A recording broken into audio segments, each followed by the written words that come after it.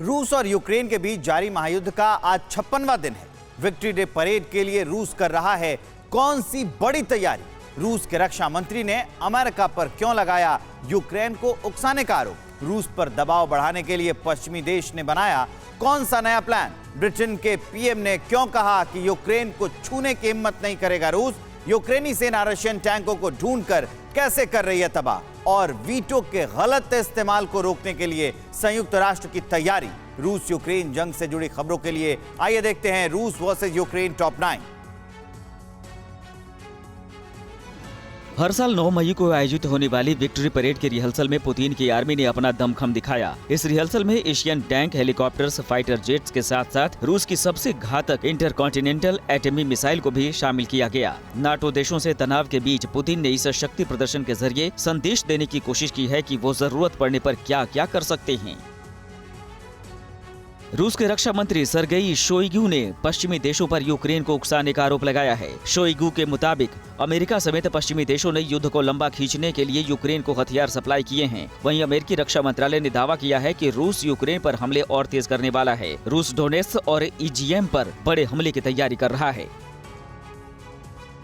रूस यूक्रेन जंग के बीच संयुक्त राष्ट्र एक ऐसे प्रस्ताव पर बहस करने के लिए तैयार हो गया है जिसके लिए सुरक्षा परिषद के 5 अस्थायी सदस्यों को अपनी वीटो शक्तियों के इस्तेमाल को न्यायोचित साबित करना पड़ेगा, क्योंकि रूस ने यूक्रेन पर हमले के बाद यूएनएससी की कार्रवाई को रोकने के लिए अपनी वीटो पावर का इस्तेमाल किया है, जिसमें रूस को यूक्रेन से अपने सैनिकों को हटाने के लिए कहा गया था।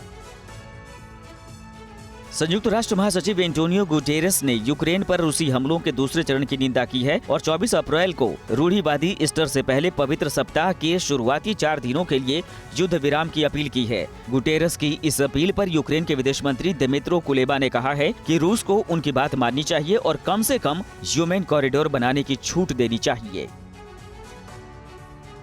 अमेरिकी राष्ट्रपति Biden, British PM Boris Johnson और इटली के पीएम मारियो ड्रैगी ने एक वर्चुअल बैठक की, जिसमें तीनों राष्ट्राध्यक्षों ने रूस को अलग थलग करने के लिए पश्चिमी देशों की ओर से उस पर और ज्यादा दबाव बनाने को लेकर सहमति जताई। इस बैठक में प्रेसिडेंट बाइडेन ने कहा कि यूक्रेन को सैन्य सहायता जारी रहेगी और रूस के खिलाफ लगे आर्थिक प्रतिबंध को और सख्त किया जाएगा। इस महायुद्ध में यूक्रेन को पश्चिमी देशों से लगातार सैन्य सहायता मिल रही है। ब्रिटेन के पीएम बोरिस जॉनसन ने कहा, हमें यूक्रेन को इस हद तक मजबूत करना चाहिए कि रूस फिर कभी यूक्रेन को छूने की हिम्मत न कर सके। जॉनसन ने बताया कि ब्रिटेन यूक्रेन को और तोपें भेजने वाला है। इसके अलावा एंटी शिप मिसाइल भी भेजने की तैयारी है, जबकि अमेरिका से हथियारों की एक बड़ी खेप जल्द ही यूक्रेन पहुँचने वाली है। रूस यूक्रेन की वजह से IMF ने साल 2022 के लिए वैश्विक वृद्धि का अनुमान 4.4 से घटाकर 3.6% कर दिया है। वहीं अमेरिकी राष्ट्रपति जो बाइडेन ने दुनिया भर में बढ़ रही महंगाई के लिए रूसी प्रेसिडेंट पुतिन को जिम्मेदार ठहराया है। बाइडेन ने चेतावनी दी है कि यूक्रेन पर रूसी हमले की कीमत वैश्विक अर्थव्यवस्था को आगे भी चुकानी पड़ेगी।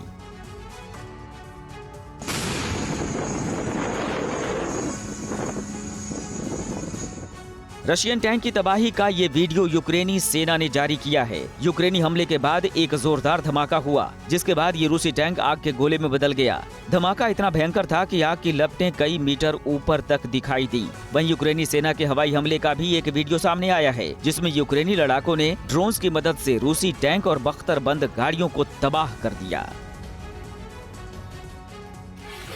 रूसी सेना ने यूक्रेन में लवीव शहर के एक कार टायर सेंटर पर जोरदार हमला किया। रूसी मिसाइल स्ट्राइक के बाद इस सेंटर में भीषण आग लग गई। इमारत में टायर होने की वजह से आग बेहद तेजी से फैली और देखते ही देखते पूरी बिल्डिंग आग की लपटों में समा गई। आग पर काबू पाने के लिए फायर ब्रिगेड कर्मचारियों को बड़ी मशक्कत करनी पड़ी। घंटों की मेहनत के बाद इस पर काबू पाया जा सका। फिक्र आपकी, सोमवार से शुक्रवार रात 9 बजे सिर्फ TV9 भारतवर्ष पर।